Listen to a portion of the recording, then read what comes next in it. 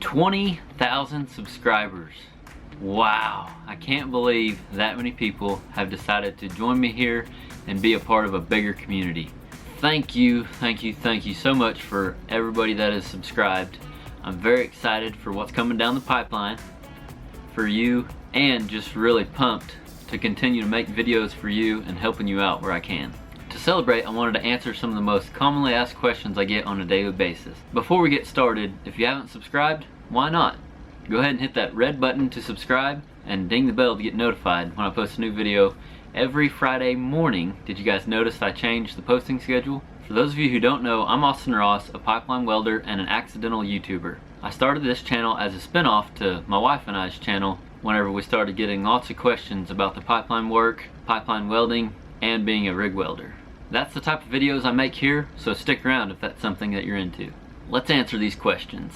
Alright, first one is from @awheeler97 on Instagram. Has there ever been a time so tough you thought about quitting the pipeline lifestyle? I'm gonna say no. I've never actually wanted to quit the pipeline lifestyle. It's working for myself and out of my own truck is something that I've wanted to do probably since I worked for my grandpa during the summer at age 10 or less. My grandpa always had his own business. I always wanted to own my own business. For some reason I took to that and I was really interested in it. So once I found welding and welding out of my own truck, that's all I ever wanted to do. I never wanted to pursue anything else. And then I found pipeline welding, and that was it. You know, I loved it. I love traveling. I fell into the trap, you know. Be careful, those of you that are new to it or wanting to get into it. Once you get in here, it's an addiction, you know. It can be. I mean, it can be hard. It definitely gets tough. It's either feast or famine. You're either working, making lots of money, or you're off for 3 or 4 months or more and you don't have any money, you know. It can definitely be tough, but I think because of my love for the game, I love it so much. I'm always striving to do better, and I think just for that reason I've never wanted to quit. The pipeline lifestyle just pushes me to do better in life in general. You know, it's taught me a lot about a lot of different things in life. It's kept me humble. So no, it hasn't made me want to quit. I will say the only thing that I've ever struggled with is wanting to go home just to be home and piddle. Like, I like being home to work on my own stuff, you know, be on my own schedule, you know, because out here you work lots of hours, round the clock, 7 days a week. When you're on a job, your life's about the job, you know. Next question is from Cade McDowell on Instagram. How strict are they about the welds in the pipeline industry? Pipeline, like main lines, is what I most generally do, or any downhill welding. They have a code called 1104, which is more lenient than like B313. Those are the two most common. So it's more lenient, but it's still a lot more strict nowadays than it used to be. Used to, the x-ray wasn't as strict. They didn't even x-ray every joint necessarily, depending on the line, but it used to not be as strict about arc burns and grinder marks outside the bevel, as far as like way back when they first, like, I don't even know what year, but it's pretty strict nowadays. You know, you gotta stay inside the bevel, you gotta pass x-ray. A lot of your bigger jobs, if it's a DOT job, it's 100% x-ray, so every weld is shot. So it's fairly strict, you know, compared to a lot of other types of work, but not as strict as some. I would say on a scale of 1 to 10, 1 being not strict at all and 10 being extremely strict, I would say it's about an 8. It's not B313, but it's definitely not strict at all, if that makes any sense. So I hope that answers your question. Next one is from @the_Jeremy Palmer on Instagram. Favorite caps? The last ones I purchased were Badass welding caps. They're alright. I've liked them. I think I should have got a size smaller, but other than that, they're really good caps. They've lasted me, I think I've had them for like a year or so, but they're comfortable. I like them. But in the past I've used DeBeck welding caps, which are real good, and then Carey's. I don't know if Carey's still makes caps or not, but those are two real good caps that I've used.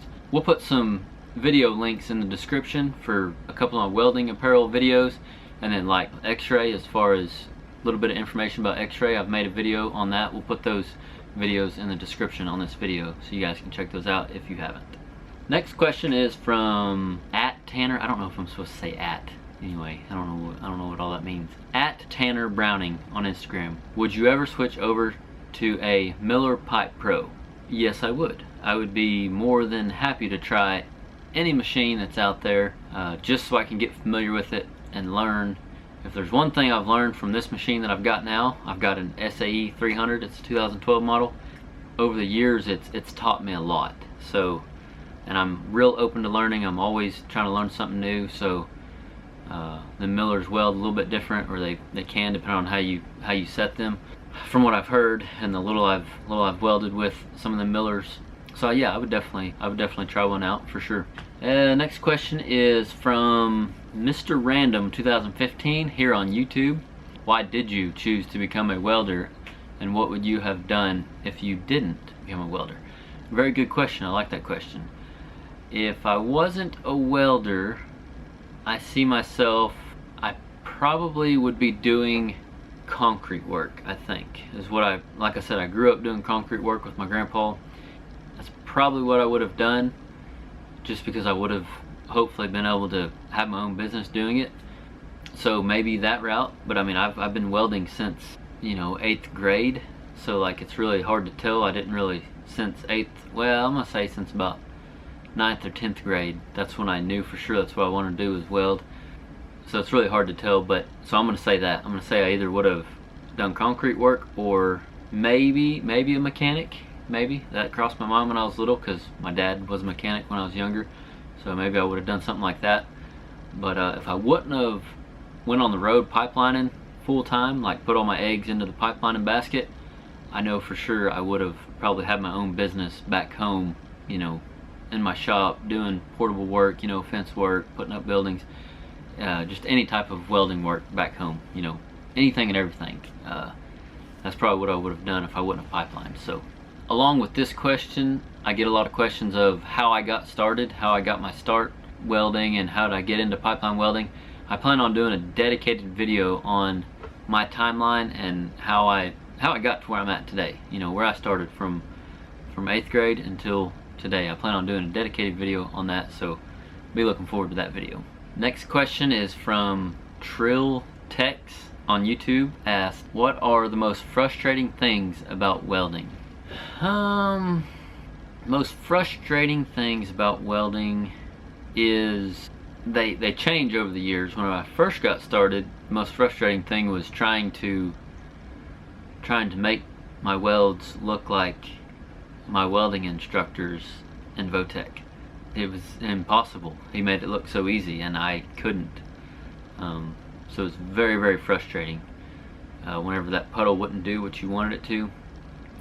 That was very frustrating. And then like today, pipe welding downhill, the most frustrating part is whenever you're trying to, for example, put more metal in the pipe, or like on a certain pass, and you can't, like your welding partner is. Like I try not to let that affect me, but it's frustrating whenever your puddle doesn't do what like somebody else is doing whenever you watch them, you know, because like I said, I'm always real open to learn, and whenever I see them doing something and I try it and it doesn't work for me, that's frustrating, you know. Or if like welding rods aren't running right, that's frustrating. Trying to make a pretty weld whenever the welding rod is junk. So a lot of different things. A lot of people, one thing I would like to mention here is a lot of people think that welding pipe, like pipeline welding, would get old because it's repetitious. You're doing the same thing all the time. That's not the case. That is the last thing I've ever even thought of. It's never once got old to me. Never once. There's so many different variables when it comes to welding, and so many different sizes of pipe, so many different thicknesses of pipe. I mean, you could be running beads on 188 wall, which is about less than 3/16 thick, and then go to running beads on 740 wall. Two totally different types of welding, you know. But yeah, to answer your question, the most frustrating thing is getting your puddle to do what you want it to do if you're trying to do something new, you know. Alright, so I'm always fielding questions and wondering what you need the most help with. Let me know in the comments what video or videos you would like me to make that I haven't made already about something that you need the most help with besides the actual welding. We're not to that point yet on this channel. I don't even feel like I'm that good of a welder, so I don't feel like I have any business telling you how to do it, much less over a video. Besides that, what video or videos would you guys like to see me make that I haven't made already that would be most helpful to you right now? Let me know in the comments. Next question is from @BrettVansel on Instagram. On the pipeline, do you have to carry a crawler for bigger pipe, or are they provided? On bigger pipe, like 20 inch and above, crawlers are provided all the time. That is, the contractor provides the band and crawler, the bevel machines. They provide all that. Some of your smaller jobs, like on non-union jobs, sometimes, not all non-union jobs, but some non-union jobs, they require you to have your own bevel machines, but some jobs they will provide bevel machines.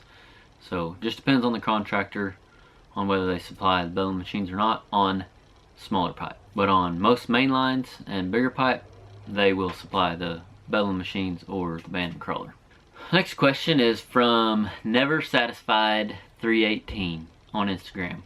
What was your biggest fear with travel, welding, and how did you get over it? The most obvious fear was driving 20 hours and busting a test. That was my biggest fear, but I've always been a real ambitious soul and real optimistic, so like nothing ever bad's gonna happen to me. Not really, like I knew that it could happen, but I was ready for it to happen. If it happened, I was fixing to make it work, you know. Like if I would have drove to Pennsylvania, the very first job I was ever on was in Pennsylvania, and I drove 26 hours.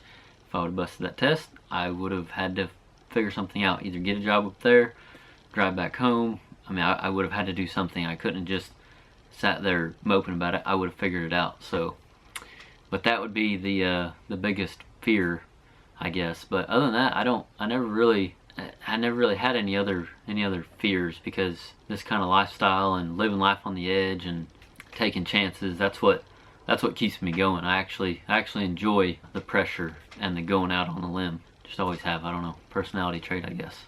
All right, next question is from William Thomas on YouTube.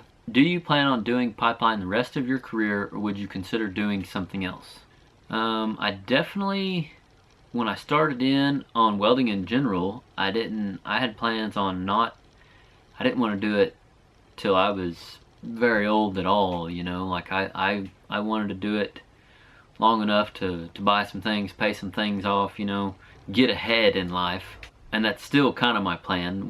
I would like to slow down, be home more often, most likely have a shop back home, do a little work out of my shop there, build welding beds, do something for myself back home that's a little more steady there at home. That way I don't have to be gone away from home, you know, once we have kids and everything. So, but I think I've grown to like this lifestyle, and more than I ever thought I would. And I think the more you do it and the more you're in it, the more people you meet, you start to get phone calls. So you end up tending to do it longer than you planned on doing it, just because you start getting phone calls of guys that you know that need you to go on a job for them.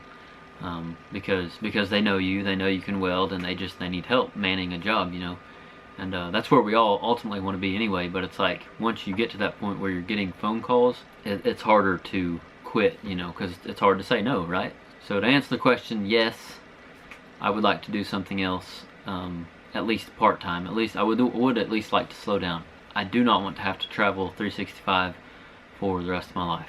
Next question is from AJ Munoz, M-U-N-O-Z. I apologize for the mispronunciation. Here on YouTube, what is the brand of pullover rubber boots you have?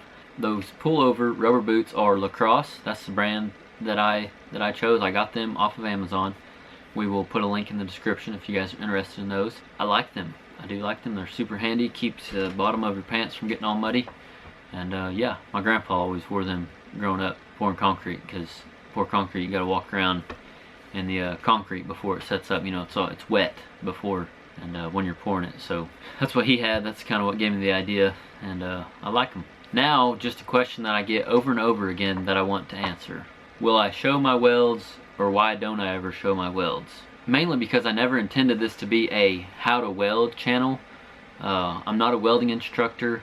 I think there's better people for that job. I prefer to help with what I know most, which is the lifestyle side of things. The travel, what to expect when you do get into this lifestyle, because it is a very crazy way of life.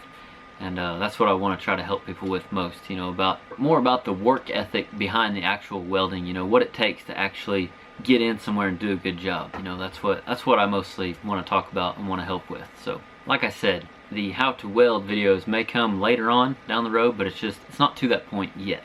Next is, how do I become a welder? How do I become a helper? What if I live here or there? How do I get my foot in the door? Can I be your helper? Etc. I have covered these questions in other videos. We will link them below. You can go check those out. I am curious though, if you have more in-depth question about these that I can answer, let me know. And no, you can't be my helper. I get asked this question about 5 times a day minimum, just to clear things up. I don't have a helper that follows me around. I get one provided, and that's how that works. I don't do helper hiring. Next question is, can I text or call you? Again, I wanted to throw this one in here because I can't answer every time, but I did want to explain. I care about you and your success, but the model that I've chosen here on YouTube is speaking to the masses. Now, I am planning on adding a one-on-one phone call and like a group text thing to my membership site. That's in the making, but right now I can barely crank out a video a week some weeks because of all the hours that I work out here. There's no way I can answer every DM, let alone text or call you. However, this is why I've decided to try out this membership site option. It's coming very soon, and I'm excited to see if it will be the answer for some of you. I'll talk more about it in an upcoming video, so stay tuned. Just about any other question that I've got has either been answered or I plan on doing a dedicated video on in the future.